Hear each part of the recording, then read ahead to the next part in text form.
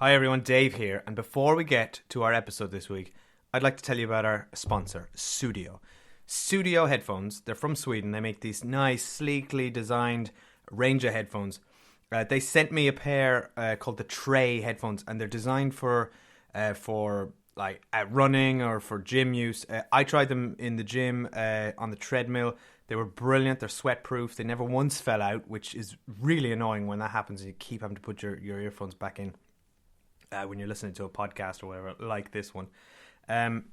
They fit perfectly. There's sound transparency, so if you're out for a run, you're still going to hear the traffic and everything. And we've got a discount for you. If you head to studio.com and apply the code CINEMILE at checkout, you'll get 15%, and they already include free worldwide shipping. Highly recommend. On with the episode. Hi, it's Dave here. I'm with my wife, Cathy. Hello. And we're joined by very special guest, Chris Hewitt from Empire Magazine. Hello. How is everyone? We're well. Thanks for coming. You're very jet-lagged. I'm really jet-lagged, which is why I just yelled, hello, how is everyone, on a podcast with when no one can reply, and I already know how you are. So, what am I doing? What you're hearing right now, that background noise, it's not actually existing. That's just the sound of the inside his head right now. He's somehow amplifying it. I feel really special right now. I was convinced that Chris was going to cancel us because he flew in yesterday from LA. Then he watched the Champions League final, of which his team didn't win. Oh, who won? And he's jet-lagged. Well, my team didn't win, Dave. By a process of elimination. The other team won. Let's backtrack. Who's playing? Real Madrid and Liverpool Football Club. Okay, so you're a big Real Madrid guy. I'm a huge Real Madrid guy. Love those guys. Hala Madrid. We lost, so I wasn't in the... I flew back in, and I got back to my flat about 20 minutes before kickoff. And I watched the game, and it destroyed me emotionally, and I'm destroyed physically, and so perfect conditions there to see Solo. Yeah, great. Which for the second time. Chris has already seen, so we're not going to. Am I breaking the rules of the City Mile here? I think I am. No. We will always make an exception for you. Oh, you're so nice. Well, what we'll do is we'll get your second opinions, right? Yes. Because they can be quite interesting, I think. Yes. Compared to, because often they can change or more. Yeah. So we're not going to spoil. Chris's. It's a funny age we're living in now, where people's opinions can be spoilers for a movie. So no spoilers for Chris's opinion of Solo, but give me some sort of visual indication here. Oh, okay, interesting. I see. Okay, right. Well, you're in for a treat, ladies and gentlemen. And I don't care about this movie at all, and would not be coming to see it, except that I was so excited to see Chris. And also his wife, Fola, who was supposed to come on and now wasn't able to, so we're very disappointed. So she's really the only reason we asked you on, Chris, because we wanted to meet her. Well, we were again. hoping for some sort of couple date. I know. Double date thing. I know. But next time we'll just have her on and not you, so that'll be fine. Absolutely. Yeah, that'll balance the odds. But even the trailers for this movie, send me to sleep, they're so dull. So that's my feeling on it. Dave, yeah, I know you swore off Star Wars last time you saw one. Yeah, this is the first Star Wars movie I've seen since I swore off Star Wars on the last Star Wars. I think we should go inside because it's so loud here. It's just a leaf blower. So it's a leaf blower. Yeah. All right, let's turn around. Let's turn around. He's chasing us. Yeah, so my swearing off Star Wars is going well so far. Only 5 months later. The very next film you watch. Oh yeah, brilliant. But that's the thing. They have us, don't they? They have us, Disney, because no matter how bad these movies get, we're still going to go just to see how bad it is. It's like I'm addicted to the punishment of it. So I wasn't a fan of The Last Jedi. I wasn't a fan of Rogue One. I'm putting all that aside. I want to like this movie. I hope it's just a fun heist movie. That's all I want. And I love Donald Glover. But and we do have the guy who plays Harrison Ford. What's his name again? Alden. He doesn't play Harrison Ford. Alden Ehrenreich. He plays Solo. Sorry, not Harrison Ford. No, if you played Harrison Ford, how good would that be? He was the best part of that Coen Brothers movie. Hail Caesar. He was great in that. He was really good in that. So I've a bit of hope for him as well. But I think basically at this point they're doing it to death, Disney, and it feels like us who are supporting them. We're going to see this in IMAX as well. We're all just we're just cashing in on the whole thing. Yeah, it's just disappointing that this feels like a cynical move. Just that they're just churning out prequels to recognizable things. I think there was it confirmed the other day they're doing a Boba Fett movie now? They're doing a Boba Fett movie, which I wasn't interested in until I heard that James Mangold, who wrote and directed Logan, is doing it. and that's interesting. interesting because he's not a guy who he won't do that movie unless there's a really good story to tell. I don't think. You don't Unless, of course, they just backed a dump truck full of cash up to his house. That's entirely possible as well. And we were excited about the original directors of this, right, Lord and Miller. Oh, very excited. That's what you're describing now is how I felt 2 years ago or whatever when they said Lord and Miller were there. 'Cause I love those guys. Yeah. And I think if anyone can turn around a shit idea into a great movie, it's them. I mean, this is the thing. I mean, since this movie was announced, there's been I think, a collective shrug of the shoulders amongst Star Wars fans. Because we don't really need this film. We don't need to see Han Solo's mystique decloaked, so to speak. And the fact that Lord and Miller were doing something, and by all reports it was quite funny and quite irreverent. So much so that, they had a parting of the ways because it was too funny and too irreverent. Now Ron Howard's come in to steady the ship, so to speak. I was more excited about their version of the film, but every time I hear of those set reports, of being too funny and irreverent, I keep thinking of that Monty Python sketch with Graham Chapman coming in dressed in the stop drills. it. Yes, stop this. This is silly. Stop this. Everyone out. Yeah, because obviously Ron Howard's like a very capable, very good, very talented man. But like you feel like when you bring Ron Howard in at the end of a project, you're really just going, right, this needs to be cookie cutter now. Like this needs to just get done in terms of the budget for the studio. It needs to be a coherent movie. We need his steady hands and you feel He'll like whatever land that was ship. like of course good metaphor, but like basically it doesn't feel that interesting anymore, and it would be funny if he ended up doing the Boba Fett movie. How do you say that? If he just ended up doing every single movie. Oh right, sorry, I see what you mean. You just come in and finish them all off. Every director gets fired at some point, or moves on, has a parting of the ways. Fired, maybe the wrong word there, legally speaking. I need to cover myself. And so then Ron Howard comes in for the last 3 months and just goes, "There you go, guys. There, I made a movie. What do you think of that?" So the Disney executives are like, "Get me the fixer." Exactly. He's like the wolf from Pulp Fiction. Yes, Exactly. with the baseball cap. I've got 2 demands. I need to wear a baseball cap, and my brother Clint Howard must be in this film. And they go, "Oh, all right." Is Clint in this? He is in this. Oh, great. Yeah. We need to say one more thing, right, which is the most interesting part of our morning so far, is that Chris just came back from Philadelphia where he was on the set of Creed 2. Now, Creed 1 is one of our favourite movies ever. We just didn't review it because we didn't have the podcast at the time. So, Chris, was that amazing? It was very, very good. I love Creed as well. Took me completely by surprise. So it was fun. I got to meet them all. Creed, Rocky, Ivan Drago. Wow, really? Oh, because it's his son. It's his son, yeah. Oh my god! And did you run up the steps to the music? No, because I was I planned to. I planned to go to the statue and I planned to go to the steps, and then the set visit ran long, and I had to get to the airport, and it all went wrong. But anyway, next time. Next time. Did you run up the steps of the airport? I wish I had. Look at me. I can't run anywhere. Even just walking in a circle doing this. Yeah. I mean, you guys really need to reconsider this podcast. Yeah, I mean, this is how we keep fit, this podcast. Something a bit more sedentary would be great. No, this is our primary form of exercise. Yeah. And thank you, Chris, for coming all the way when you're jet lagged, but we better go now to the movie. Oh yeah, we're going to go movie. see the movie. Okay. We're just having too much fun chatting. You look good. A little rough around the edges, but good. Heard about a job. Big shot gangster putting together crew. I'm a driver, and I'm a flyer.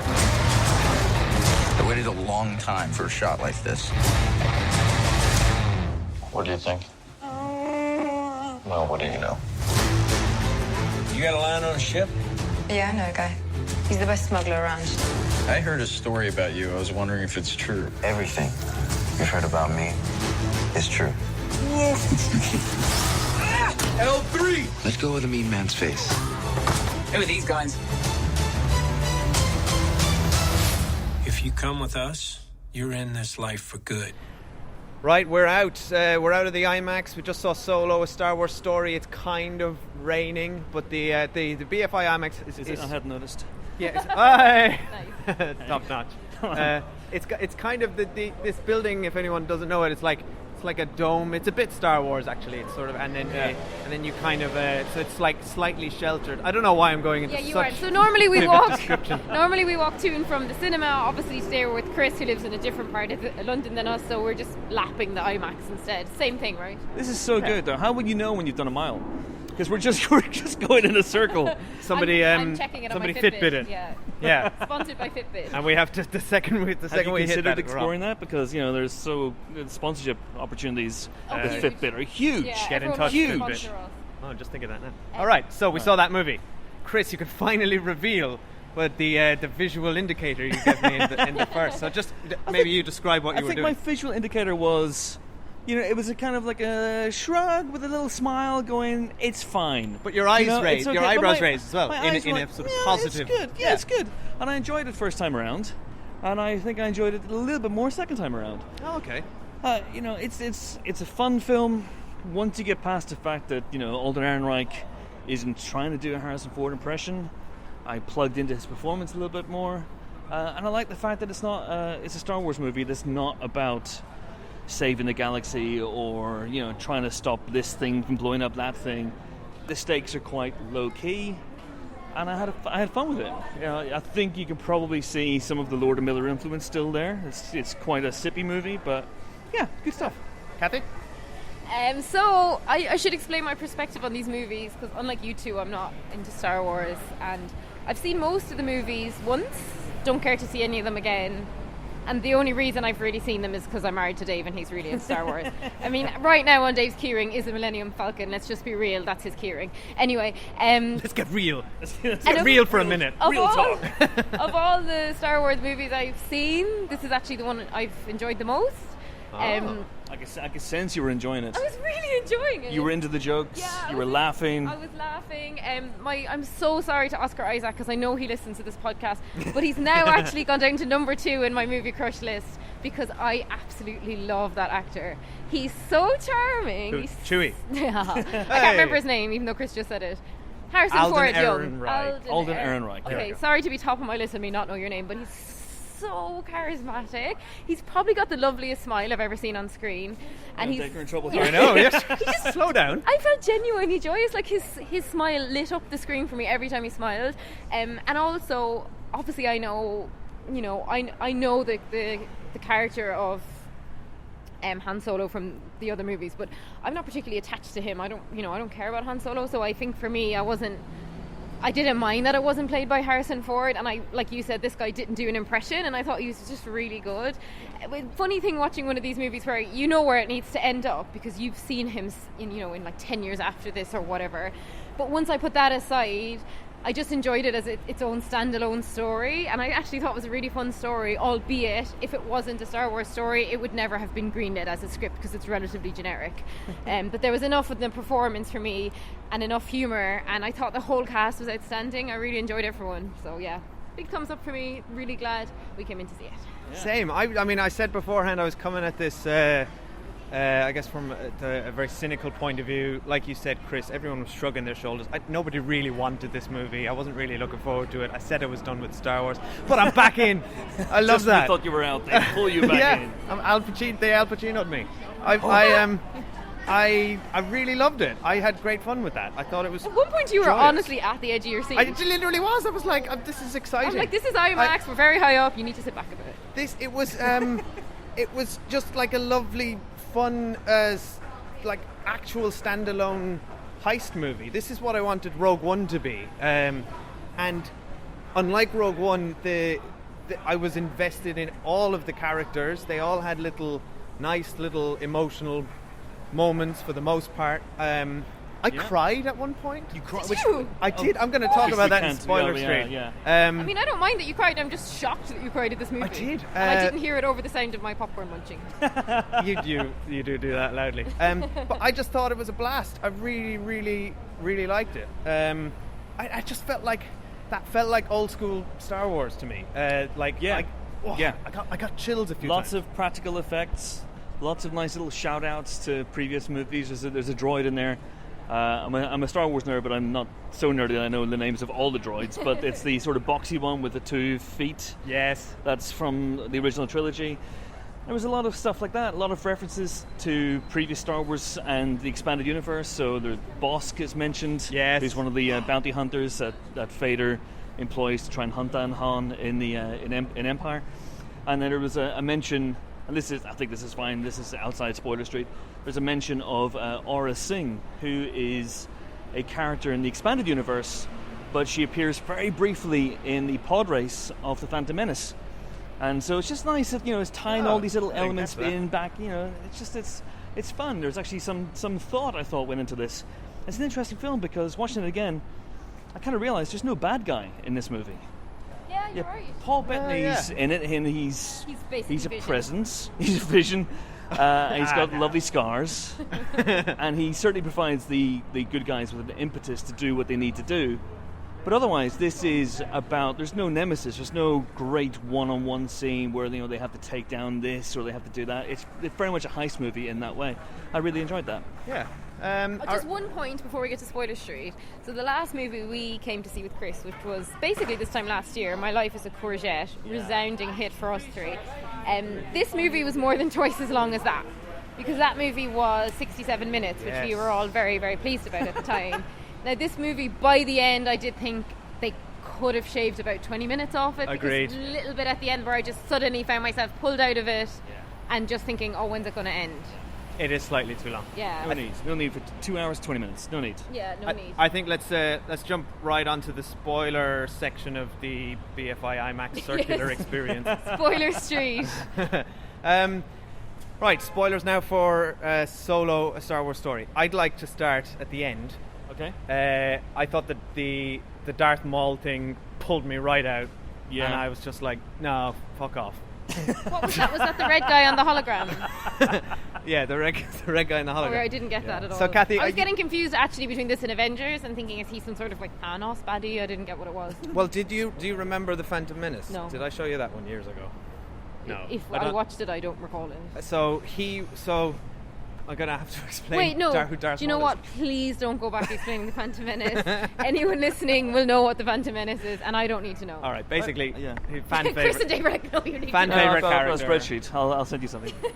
Fan favorite character who died, and then spoilers for the Phantom Menace. And they've just wheeled him back because I think they've. He was cut in two.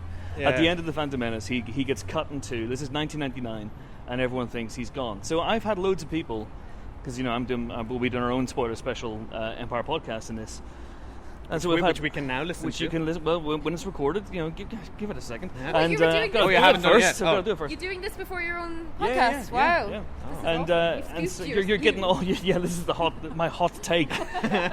So. People have been DMing me on Twitter going, exactly what you just said, the Darth Maul thing, what the hell? Some of them can't figure out the timeline, because most people don't know that Darth Maul is still alive in the Star Wars universe, that he was brought back for the Clone Wars cartoon. That's why he has those robot legs. And so this is this is after the Phantom Menace.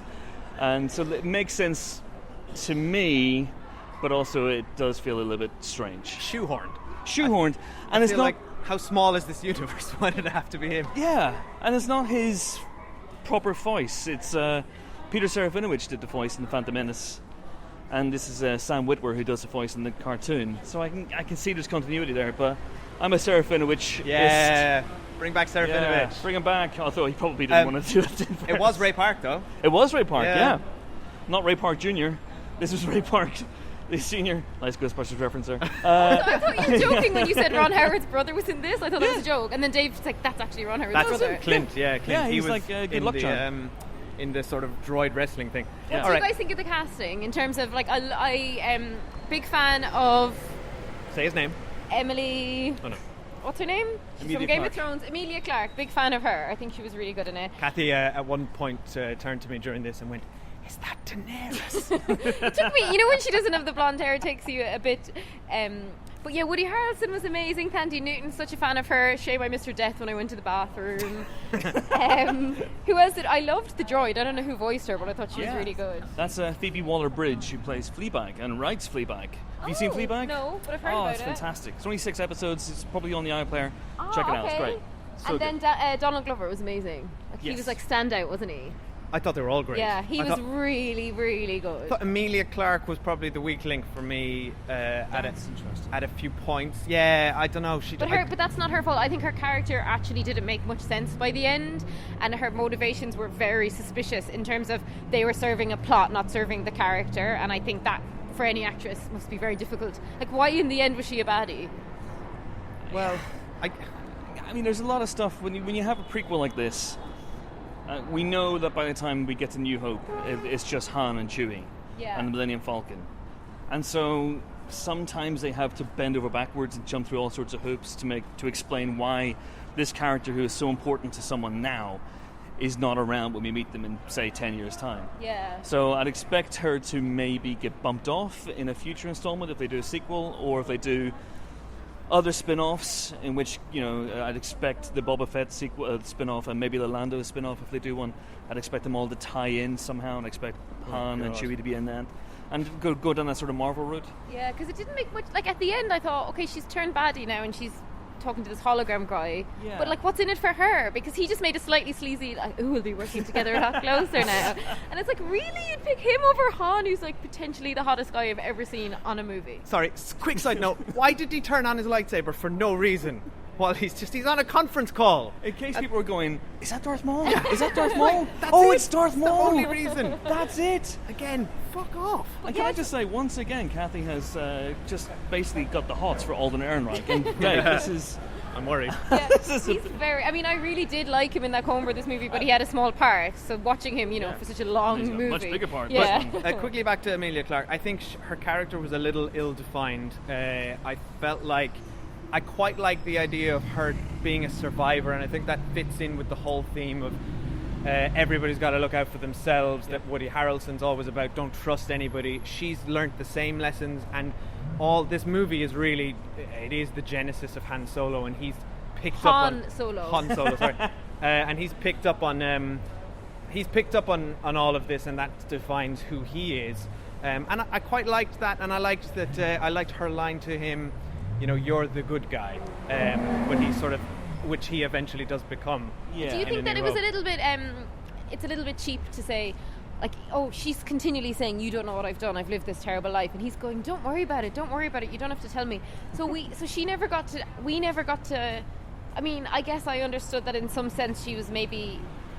my interpretation would be that she's been through a lot in terms of she's probably been abused by men, judging by the current position she's in, and she's obviously been through a lot of violence, but they didn't actually explore any of that, and it felt like she got a bit of a short shift on it, in that she wasn't really developed enough because they wanted to save the fact that she was a baddie for the end, and she just didn't really get any development. She's just swanning around in a dress, apparently in command, and we have no reason to understand why. But I think Emilia Clarke, they hint at that sort of the darkness and whatever she's experienced, but none of Emilia Clarke's performance gave me any of that. It was all very just smiley, charmy. No, but the scene where she surface. said, I want you to look at me the way you're looking at me, and you won't if you know what I did, and I actually thought that was quite moving. Yeah. Okay. I think, maybe that's why she makes the decision at the end.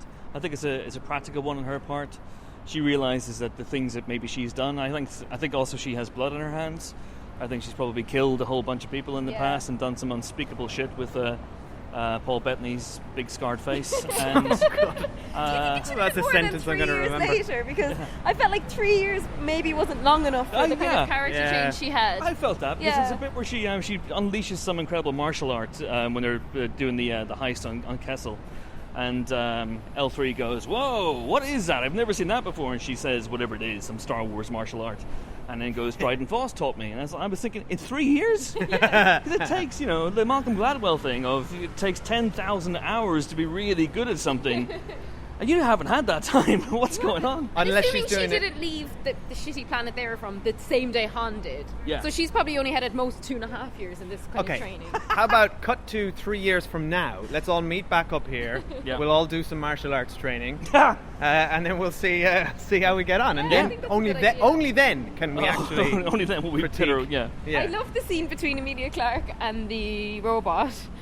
And the robot was saying, like, Okay. I know, whatever, Lando's really into me. But again, this movie doesn't pass the Bechdel test, does it?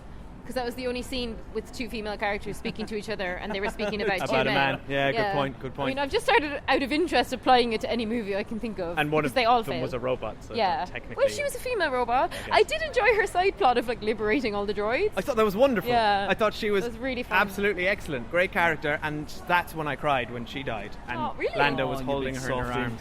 I just kind of got to me. We haven't even discussed Chewie. Chewie was great. Yeah. Chewie's always Chewie. great. But the inconsistent. greatest Star Wars character. Yeah, Oh, he's really sweet. he's just brilliant. Genuinely And my favorite. him and Han's dynamic. I'm saying Han. Han. I do Saying Han Han like. in a Cork accent. Side note: I do like they made note of the fact that Lando calls him Han, and he's the only one who does that. Yes. And that they in the sort of older explain. movies? Yeah. But I thought their banter relationship felt quite intact, even though they're both different actors now. It still felt like Han Solo and Chewie. Like I love that. It's such a simple sort of gag setup. The one character we don't understand, and the other one that it's the punchline. Yes, is but this his was reaction. inconsistent because at the start they were speaking Wookiee and there was subtitles, and then suddenly there wasn't subtitles. So I was like, either do the subtitles or don't, but don't have them for one scene and then not use Well, them. to be fair, Han doesn't have good Wookiee. He don't speak good Wookiee now. But also, would you really want Alden Ehrenreich, as attractive as he is, to be going all the way through the film? I wanted there to be subtitles when Chewie spoke because there was subtitles at the start when Chewie No. spoke. Never had Chewie No. subtitled. No, Oh, it was no, just no. Cathy. non-subtitles. No, no, Cathy. No, I mean at the start of Chewie's this not movie. subtitled. At the start of this movie, Chewie was subtitled, No, wasn't he? Or was it just Han? Chewie's not subtitled. Chewie is never Oh, it's just subtitled. Han. cannot believe no, you okay, would I even thought they were both suggest. I'm going to walk in the opposite direction now. This is. If you walk in the direction, we'll meet you in 2 minutes. And I'll just yell things into the microphone as I walk past. Okay, sorry, I thought Chewie was subtitled at the start. That's why I was saying it was inconsistent, but I take it back. Yeah, no. So all the bad grammar and the Wookiee and bad grammar and syntax Okay, that was fun. is Han. That was him.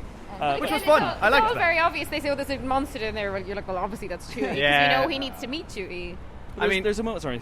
Go ahead. There's a moment near the end where I think it's the card game, the Sabak game, where Han and Chewie, they just have a lovely, easy relationship, and they can trade banter. I was disappointed at the clip from the trailer where Han says something to Chewie, and Chewie goes, "Rrr," and then Han goes, "Oh, what would you know?" Which is very classic Han Chewie dynamic. Yeah. That wasn't in the film, but Must have been Chris and Miller. must Or, have been, Lord Miller. Lord Miller. Yeah. That's gone. Those guys are gone. But I enjoyed the relationship, and I can certainly see where those guys go. Even if it takes me a little bit of a. There's a couple of moments where the new guy in Chewbacca's costume doesn't quite move like Chewbacca, but he's younger, so it's fine. I'll let it go. Yeah, he's He's sprightly. only 180 in this movie. Yeah. What about at the end when they both pushed the lever together? I thought that was really sweet. So good. Yeah, I really enjoyed that moment. I really enjoyed the card game at the end between Lando and Han. I thought that was really fun. I thought Lando was great. Donald Glover was brilliant.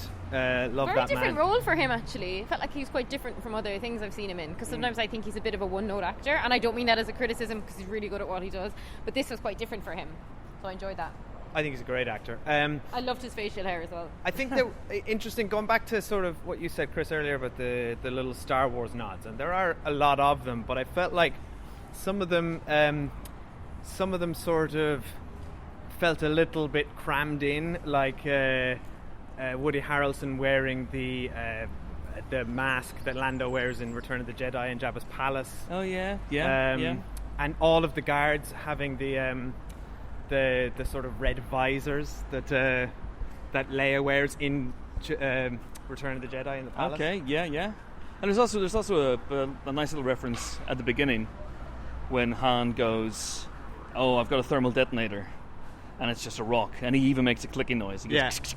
But same thing. That's all kind of callback. But call back to something that hasn't happened yet. Well, exactly. So what is that? What is that? Call forward? Call forward? Call forward. Yeah, We just coined that. For backshadowing, because it's foreshadowing something that's already happened. Oh, nice. It's backshadowing. It's backshadowing. I think that that's fine, but if a movie becomes entirely filled with things that remind you of other things, that's problematic. And I think this movie's kind of just on the right side it's of that. teetering. Remember, I don't know any of those movies, and to be fair to it didn't matter. Whereas some movies you watch and they're so busy harking back to other movies that they're like unintelligible if you haven't seen the others. And I would essentially say I haven't seen the others because I don't remember anything except the broad plot, the overarching plot of like Luke and Leia and stuff like that. Yeah. So it didn't matter actually. I assume that necklace had something to do with because they kept showing that. Yeah, it was in Last Jedi. I don't remember it Ghost ever Eyes. really. Yeah, the Ghost Eyes.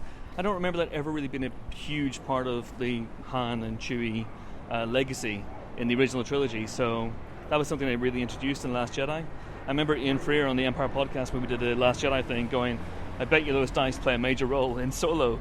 He's right. which is out May 25th, and he's absolutely right. It was, but yeah. I did enjoy when she had kept them for the 3 years and gave it back to him. Like, I thought that was really sweet. The one thing that was weird about their relationship was when they met at this cocktail party. Neither of them seemed surprised. Like, if I'd left Dave to what I thought was a sure death 3 years ago and then bumped into him at a cocktail party, I'd be like, hey. And like, if I'd left him behind in some sort of Oliver Twist-esque world, because that's basically what it was like, wasn't it? She was working as a henchman like at a cocktail bar. Yeah, exactly. Like, they both left this squalor, and they're both in this fabulous cocktail party, and they neither seem surprised, which I thought was weird. Look, it's the classic. It's again small universe syndrome. Can we just say we're lapping the IMAX and we've actually bumped into our friends Tobin and Maureen, who are babysitting Oscar for us. Yes. Yeah. We're just walking behind them. We can lap them. We can take them. Kind of a strange setup, all right. It is a strange setup. There's our baby. You stay there. We're going to keep doing circles. Yeah, is there anything else you guys want to? Do you want to just talk about Woody Harrelson? Yes. His character was quite interesting, I thought. I thought they were going to keep him. I thought they were going to keep him on the board for the next movie when he was talking about going to Tatooine. There's a big gangster there, which is obviously Jabba the Hutt.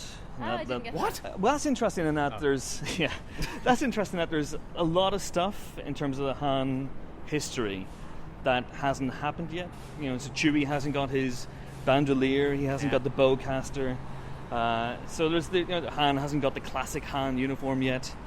Do you think there'll be a whole movie about him getting a going to the space equivalent of TK Maxx, and just going, oh no, Chewie, I don't have it. I've got a black waistcoat. This will look good at me. He'll say. So I liked that, but I also liked that Tobias Beckett, which by the way is the worst, most obvious earthy name in a Star Wars movie. It's like, hey, I'm Brian Smith. Except that one of the characters was called Eamon. Eamon. That's Eamon. earthy. We heard someone say, hello, Eamon. We were just like, yes! It's Eamon Holmes. Ireland represented. But you know what is really cool about Woody Harrelson is that he's in so many good movies now, isn't he? Like, last one we saw obviously was 3 Billboards, but I feel like lately he's just like popping in a load of good stuff and like just having these really good supporting roles. Yeah. I think he's great. I thought he was brilliant in this. He's just got he just brings that sort of effortless, lazy kind of swagger to the whole thing. Even when he's betraying Han, you're like, oh, but he's really a father figure to him, and this is beautiful. And even when he's going to kill him, you're like, no. Also, the Han shot first moment, excellent. I just absolutely love that. That's the moment where you're like, oh, now he's Han Solo. It was really cool. It was brilliant. And I kept thinking, do you know what? He actually loves Emilia Clarke so much that I don't think he ever loved Princess Leia that much now. Oh, do you reckon? Oh, yeah. Really? I think she's his true love, and Princess Leia was just like, okay, I'll settle for her because my first true love betrayed me. Just a side hussy. Yeah. No, I didn't call her a hussy. I did. Call her a side hussy. I'm just saying that. A hussy or a hussy? we need to clarify this. Hussy. Okay, I good. just think that was actually his first true love. I think it's a hussy. And it was really sad when she just drove away and just left him on the mountain. She drove away. Yeah, flew away. In her giant space yacht. But we're going to have to wrap up now, seriously, and attend our child. I asked her babysitter to take a photo. She just took a photo of us as we walked by. I feel like there's loads more I want to say, though. Let's do one more lap, if you can think about it, then, I mean, Dave, you just want to talk about Star Wars all the time. No, okay, I want to talk about the action stuff, because I thought the train heist was brilliant. Absolutely loved it. Yep. I love just it's classic heist stuff. It's nothing new, really. I mean, it's just like this goes wrong, that goes wrong, and all the pieces have to come together. Yeah. But I thought Tandy Newton sacrificing herself was quite well done, quite sad. I loved the sort of pilot with all the arms being shot, and then Han has to jump into the thing, and Chewie's got to uncouple the thing, and then the space pirates come in. So it's just like perfect sort of balance of mounting tension and shit going wrong. What about? So I love that. I loved the Millennium Falcon Kessel Run bit, which I was quite. You knew it was going to happen. I was like quite frustrated at the thought of they've got to see the Kessel Run, and then it's like this is the classic prequel thing of showing stuff that isn't going to be as good as our imagination. Yeah, I love that because I hate big set pieces generally. I get really bored in any sort of flying action scene, and I thought that scene with them squeezing through and doing all the space stuff was like genuinely exciting. It was fun. Yeah. But you know what? A lot of that it was callbacks as well. You know, the theme from Empire Strikes Back. Well, yeah, the asteroid field theme from Empire. Exactly. Did you also hear the Imperial March theme was playing? I love as that. Han looks at the advert to join the Imperials. So it's actually in the that's universe, amazing. which Yeah. is quite an Yeah. interesting It's quite fun. wall-breaking Star Wars thing. music, whenever it kicks in, like even if you don't really care about Star Wars like me, like it, you know, it gets your adrenaline going. Like it's a very good theme song, to be fair. And besides that, I thought the score was very good. It was like nice and sort of romantic and classic. It felt very Star Wars. I mean, none of the new sort of themes were quite as John Williams level, but it was like totally solid. Yeah, he came back and he did the theme specifically for Han, which I did. I need to listen to the soundtrack a little bit more so it can just embed in my head. But I think it starts the film pretty well. The film starts in an interesting way. Very, tight close up on Han, looking very, very stressed and harassed. And I think it finds its way after that, after the beginning of the movie. One of the things about the movie, and we were watching it in 3D, and 3D glasses darken any film by about 20%, but I thought it was quite a dark film, quite a murky film. Yeah. And it's tonally, it's quite a fun movie, but the visuals don't always mesh with that. I totally agree. That really bothered me. It felt like it's got this real cool blue sort of brown palette. Yeah. Murky is the right word. But I feel like that's actually a symptom of 21st century cinema now, isn't it? Well, I think you have. You look at the Marvel stuff. Here we go. If anyone's get your stopwatch out, he's banged on about Marvel. So you had 27 minutes, and if you look at the Guardians of the Galaxy, that's bright and colourful. Thor Ragnarok is bright and colourful, and I felt that maybe I don't know, maybe they're running a little bit away from that palette, and they want to try and define something else a little bit. That's very much their own. But I thought it was a bit monochromatic, to be honest. Totally. Well, it's a bit murky. And also, we do need to side note the fact that it's opening weekend of a bank holiday, Sunday morning, and the IMAX was essentially deserted. It was the middle bit was full, and that was it. Which is when we came to see Dunkirk in a morning screening last year, and that was completely packed. So there doesn't seem to be much of an IMAX appetite in this one anyway. It's interesting because, Chris, you were saying that the box office for this is disappointing from the looks of it. I mean, it's all relative, isn't it, really? When we talk about, it's going to make about $100 million in its opening weekend in the States. Pathetic. Which is pathetic. Awful. Someone needs to get fired for this. Weirdly enough, it's one of those results that you could imagine people actually might get fired for. Lord and Miller already got They're fired. ruthless over there, They'll be aren't they? delighted. They might look at this as a disappointment, but for like pretty much any other film, if you're not a Marvel movie or if you're not a Star Wars film, $100 million opening weekend is phenomenal. Yeah. But they might actually look at this and go, it's a little bit disappointing. So They might stay away from the summer openings. But we're going to have to finish up because we really need to get back to our I don't know where I am child anymore. who we're lapping. I'm very dizzy as well. But Chris, people can find you at the Empire podcast, right, where you'll have a much bigger discussion on this movie, albeit we've scooped the Empire, guys. Sorry. You really have. But I haven't told you my favourite things about the film. I haven't told you, for example, I have. I've told you everything. No, wait. It's okay, I heard the laughter when you were enjoying, and I did see briefly when you fell asleep, so no big deal. Jet lagged. I'm jet lagged. I was closing my eyes. So you guys can follow Chris Hewitt on Twitter. He's absolutely my favourite person to follow on Twitter. And there's some sort of algorithm which at this point I don't follow anything except Chris. I only ever see his statuses. I think it's because I always hit like on them. Did you unfollow everyone I else? unfollowed everyone else, yeah. And you can follow us at The Cinemile on Twitter, Instagram, Facebook, and you can find us on iTunes and hit subscribe if you want to and give us 5 And leave us stars. a review if you Yeah. enjoyed this. Chris loves leaving us reviews. He set do. up Yeah. loads of different accounts, you were telling me. Yeah. Spamming you with 1-star reviews. Oh, that's you. That's me, yeah. You're I Hate Cinemile 26. IH8 Cinemile. Yes. And it's just straight up I hate I know, Cinemile. you know how to speak Yeah. web. It's very endearing. All right, Chris, thanks again for coming out, especially man. with such powerful jet lag. Yeah. It probably shows. We'll but see you really next May. appreciate it. Yeah. Next May, Yeah, let's which do is this. once Let's do a this year. every This is May. an annual Yeah. tradition. Yeah, okay, Yeah. bye. Bye, everyone. Got a really good feeling about this.